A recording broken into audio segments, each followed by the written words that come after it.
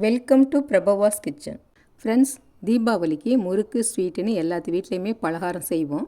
ஆனால் இதெல்லாம் எப்படி செய்கிறதுன்னு சமயத்தில் ரொம்ப மலைப்பாக இருக்கும். ஆனால் எந்த டென்ஷனும் இல்லாமல் ஈஸியாக செய்கிறதுக்கு நான் சில டிப்ஸ் தரப்போகிறேன்.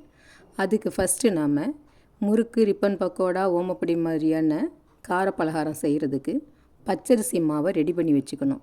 வீட்டில் பச்சரிசி இருந்தால் களைஞ்சி காய வச்சு மெஷினில் கொடுத்து அரைச்சி இந்த மாதிரி டப்பாவில் ஸ்டோர் பண்ணி வச்சுக்கணும். அது செய்ய கஷ்டமாக இருந்ததுன்னா கடையில் விற்கிற பச்சரிசி மாவை 2-3 கிலோன்னு நம்ம தேவைக்கு ஏற்ற மாதிரி வாங்கி ஸ்டோர் பண்ணி வச்சுக்கலாம். அடுத்தது கடலை மாவு. இதையும் கடையில் வாங்கி நம்ம ஸ்டோர் பண்ணி வச்சுக்கிட்டோம்னா நினச்சதும் ஓமப்பொடி, ரிப்பன் பக்கோடா இந்த மாதிரியான பலகாரங்கள்லாம் பச்சரிசி மாவு, கடலை மாவு வச்சு ஈஸியாக செஞ்சு முடிச்சிடலாம். அடுத்தது உளுந்த மாவு. வீட்டில் பச்சரிசி மாவு, உளுந்த மாவு இருந்தால் நினச்சதும் நாம் முறுக்கு செய்ய முடியும். இதுக்கு நம்ம தேவையான உளுந்தை நல்ல வாசம் வர வரைக்கும் செவக்க வறுத்துட்டு மிக்சியில் நைஸாக அரைச்சி சலித்து டப்பாவில் ஸ்டோர் பண்ணி வச்சுக்கணும். அப்படி ரெடியாக உளுந்த மாவு இருந்ததுன்னா பலகாரம் முறுக்கு செய்கிறது ரொம்ப ஈஸி. அடுத்து பொட்டுக்கடலை மாவு. பொட்டுக்கடலையை நம்ம தேவையான அளவுக்கு மிக்சியில் போட்டு நைஸாக அரைச்சிட்டு அதையும் சலிச்சிட்டு இந்த மாதிரி டப்பாவில் ஸ்டோர் பண்ணி வச்சுக்கிட்டோம்னா பொட்டுக்கடலை முறுக்கு செய்கிறதுக்கு, ரிப்பன் பக்கோடா செய்கிறதுக்கெல்லாம் ரொம்ப ஈஸியாக இருக்கும். புழுங்கல் அரிசியை ஊற வச்சு ஆட்டி நம்ம கார முறுக்கு செய்யும்போது இந்த பொட்டுக்கடலை மாவு சேர்த்து தான் செய்வோம். அதுக்கு இது யூஸ் ஆகும். இப்போது உளுந்த மாவு செய்கிறதுக்கு இப்போ தேவையான உளுந்தை ஒரு கடாயில் போட்டு வாசம் வர்ற வரைக்கும் மீடியம் ஃப்ளேமில் வச்சு விடாமல் கிளறி விட்டு வறுத்துக்கலாம். இது தொடர்ந்து நம்ம கிளறி விட்டுட்டே இருக்கணும். அப்போ தான் எல்லா உளுந்தும் ஒரே மாதிரி நல்லா வறுபடும். அடுத்தது இந்த உளுந்து தீர மாதிரி விட்டுறக்கூடாது, ஒரே மாதிரி வறுபடணும். அதுக்கு விடாமல் கிளறி விட்டுட்ருக்கணும். இது கொஞ்சம் செவக்க வறுபட்டாலும் தப்பில்லை, முறுக்கு நல்ல வெள்ளையாக தான் இருக்கும். கருத்து போடுன்ற பயம் வேண்டாம். இந்த உளுந்து நல்ல வாசம் வர்ற வரைக்கும் வறுத்து எடுக்கணும். இதுக்கு மீடியம் ஃப்ளேமில் வச்சு விடாமல் கிளறி விடணும்.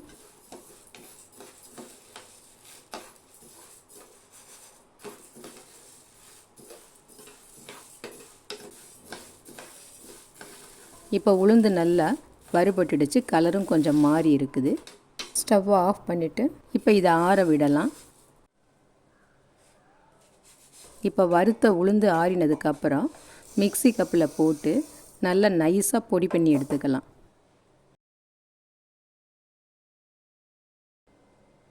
இப்போ நைஸாக பொடி பண்ணதுக்கப்புறம் இப்படி ஒரு பிளேட்டில் வச்சு சலிச்சிட்டு எடுத்துக்கலாம்.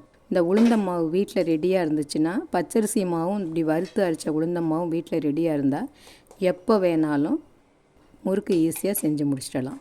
நம்ம மெஷினில் முறுக்கு மாவு அரைச்சி வச்சுக்கணுன்ற அவசியமே இல்லை.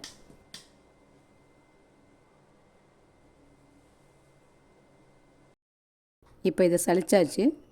கொஞ்சம் கப்பி இருக்குது. இந்த கப்பியை நம்ம தட்டை மாதிரி பலகாரம் செய்கிறதுக்கு அதோட யூஸ் பண்ணிக்கலாம். அப்படி இல்லைன்னா இந்த பொட்டுக்கடலை மாவு அரைக்கிறப்ப அதையும் சேர்த்து அரைச்சிடலாம்.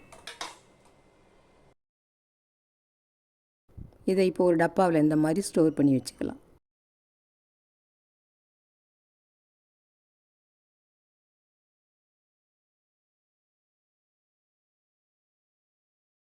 அடுத்தது பொட்டுக்கடலை மாவு. நம்ம தேவையான அளவு பொட்டுக்கடலை எடுத்து மிக்ஸி கப்பில் போட்டு நைஸாக அரைச்சி எடுத்துக்கலாம். நான் பொட்டுக்கடலையும் ஒரு 200 ஆளாக்கில் அளந்து எடுத்துக்கிறேன்.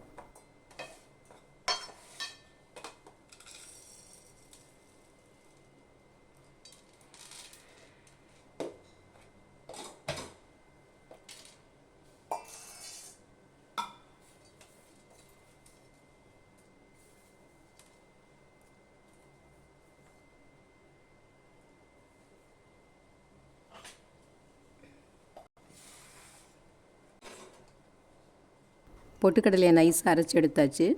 இதையும் சலிச்சு எடுத்துக்கலாம்.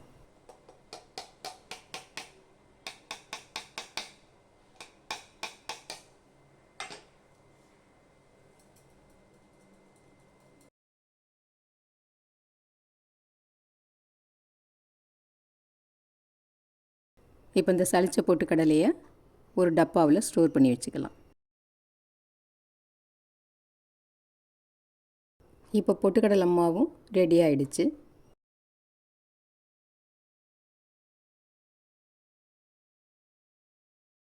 இப்போ உளுந்த மாவு, பொட்டுக்கடலை மாவு ரெடி ஆகிடுச்சு.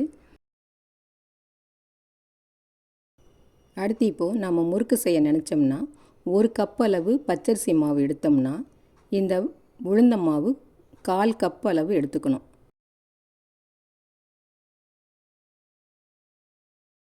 அதாவது 4க்கு 1 பங்குன்ற விதத்தில் எடுத்துக்கணும். இதையே பச்சரிசி மாவு 2 கப் எடுத்தோம்னா உளுந்த மாவு 1/2 கப் இருக்கணும். இது ரெண்டையும் ஒன்றா சேர்த்துட்டு இதோட தேவையான உப்பு சேர்த்துட்டு எள்ளு அல்லது சீரகம் ஒவ்வொரு ஸ்பூன் சேர்த்துக்கலாம். அப்படி இல்லைன்னா ரெண்டுமே 1/2 டீஸ்பூன் சேர்த்துக்கலாம். சேர்த்துட்டு பெருங்காயப்பொடி 1/2 டீஸ்பூனு, நெய் 1 ஸ்பூன் அளவில் சேர்த்து மாவை நல்லா பெசரி விட்டுட்டு தண்ணியை லேசாக சுட வச்சு அந்த சுடுதண்ணியில் மாவு பிசைஞ்சிக்கலாம். நான் ஏன் சுடுதண்ணி வச்சு மாவு பிசையணும்னு சொல்கிறேன்னா, பச்சை தண்ணியில் பிசைஞ்சோம்னா மாவு கொஞ்சம் புளியறதுக்கு கஷ்டமாக இருக்கும். இதுவே சுடுதண்ணியாக இருந்தால் நம்ம முறுக்கு புளியறப்ப ஈஸியாக இருக்கும். இந்த உள்ளங்கை நிறைய முறுக்கு புளிஞ்சோம்னா வலிக்காது. அதுக்காக தான். அடுத்தது முறுக்கும் நல்லா பொறுப்பாக இருக்கும் நம்ம லேசாக சுடுதண்ணியில் பிசைகிறப்போ. அடுத்து நம்ம ரிப்பன் பக்கோடா செய்யணும்னா 1 கப் அளவு பச்சரிசி மாவு, 1/2 கப் அளவு கடலை மாவு, இதோட பொட்டுக்கடலை மாவு ஒரு 1/2 கப்பு சேர்த்துக்கலாம். அப்போ தான் ரிப்பன் பக்கோடா நல்ல பொறுப்பாக இருக்கும். 1 கப்பு பச்சரிசி மாவு, 1/2 கப்பு கடலை மாவு, 1/2 கப் அளவுக்கு பொட்டுக்கடலை மாவு இப்படி சேர்த்துட்டு தேவையான உப்பு, மிளகாத்தூள், நெய் எல்லாம் சேர்த்துட்டு இதோட எள்ளு மட்டும்தான் சேர்க்கணும். சீரகம் சேர்க்கக்கூடாது. தண்ணி நம்ம பச்சை தண்ணி விட்டே பிசைஞ்சிக்கலாம். அடுத்து நாம் தட்டை செய்கிற மாதிரி இருந்ததுன்னா 1 கப் அளவு பச்சரிசி மாவு எடுத்தோம்னா அதை ஒரு 3-4 நிமிஷத்துக்கு கடாயில் போட்டு நல்லா கோலம் மாவு பார்த்துக்கு வறுத்து எடுத்துக்கணும். அப்படி வறுத்த மாவில் தான் தட்டை செய்யணும். அப்போ தான் நல்லா வரும். அந்த வறுத்த மாவோட 1 ஸ்பூன் அளவு உளுந்த மாவு சேர்த்துட்டு ஊற வச்ச கடலைப்பருப்பு, மிளகாப்பொடி, உப்பு, பெருங்காயப்பொடி, நெய் எல்லாம் சேர்த்துட்டு அதில் எள்ளு தான் சேர்த்துக்கணும். அதுலேயும் சீரகம் சேர்க்கக்கூடாது.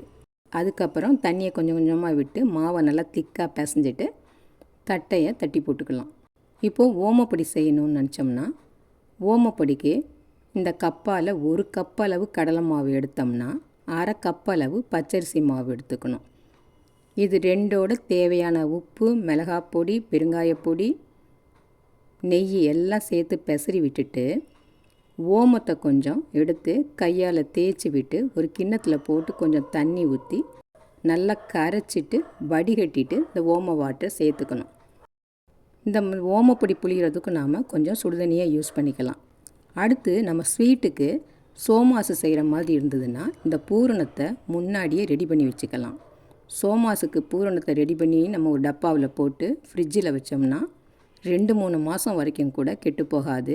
நாம் நினச்சப்ப எல்லாம் மாவை பிசைஞ்சு 1/2 மணி நேரம் ஊற வச்சுட்டு அதுக்கப்புறம் சோமாசு செய்யலாம். ரொம்ப ஈஸியாக இருக்கும் இந்த சோமாசு செய்கிறது.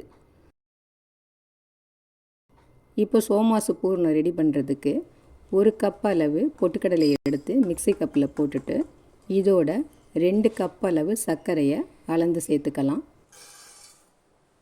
இந்த கப்பு ஒரு 100 கிராம் அளவில் இருக்கும். இதோட ஒரு 2-3 ஏலக்காய் சேர்த்துட்டு இதை நரப்பாக அரைச்சி எடுத்துக்கலாம். இப்போ அரைச்சதை ஒரு பாத்திரத்தில் மாற்றிக்கலாம்.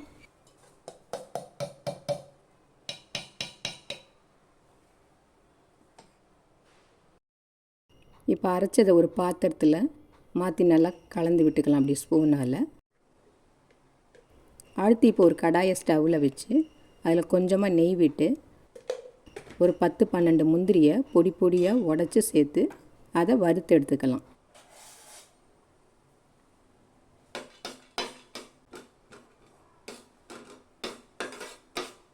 இந்த முந்திரி கொஞ்சம் லேசாக வறுபடும் போது 1/2 கப் அளவுக்கு ரவையை சேர்த்து அதையும் ஒன்றா சேர்த்து வறுத்துக்கலாம்.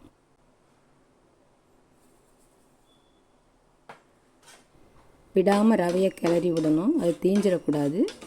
நல்ல வாசம் வர்ற வரைக்கும் நல்லா பொரிஞ்சு வரணும் இந்த ரவை.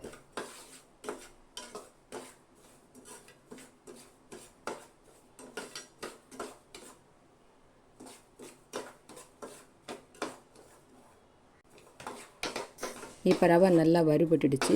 இப்போ ஸ்டவ் ஆஃப் பண்ணிவிட்டு இதையும் வேறு ஒரு பாத்திரத்தில் கொட்டிக்கலாம். அடுத்து திரும்பவும் இருப்பு சட்டியை வச்சு இதில் 1 கப் அளவு துருவின தேங்காயை போட்டு அந்த ஈரம் போகிற வரைக்கும் நல்லா வதக்கிக்கலாம். தேங்காயில் இருக்க ஈரமெல்லாம் போகணும். அப்போ தான் நம்ம ஸ்டோர் பண்ணி வச்சோம்னா 2-3 மாதம் வரைக்கும் கூட இந்த பூரணம் கெட்டு போகாமல் நல்லா இருக்கும்.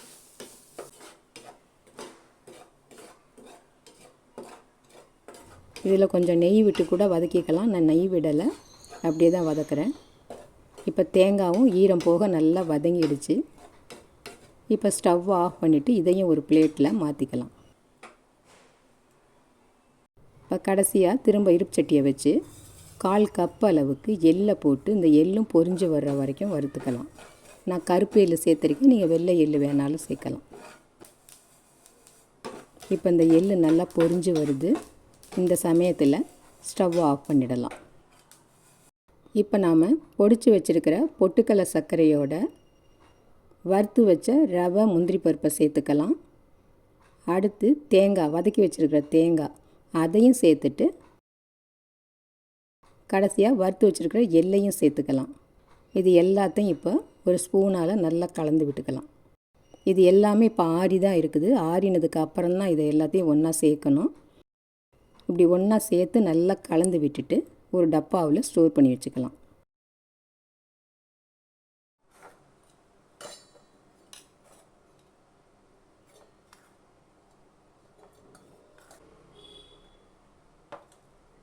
இந்த மாதிரி இப்படி டப்பாவில் ஸ்டோர் பண்ணி ஃப்ரிட்ஜில் வச்சிட்டோம்னா 2-3 மாதம் வரைக்கும் தாங்கும். இப்போ நான் எடுத்துருக்கிற இந்த அளவு ஒரு 40 சோமாஸுக்கு மேலேயே வரும், மீடியம் சைஸு சோமாஸு.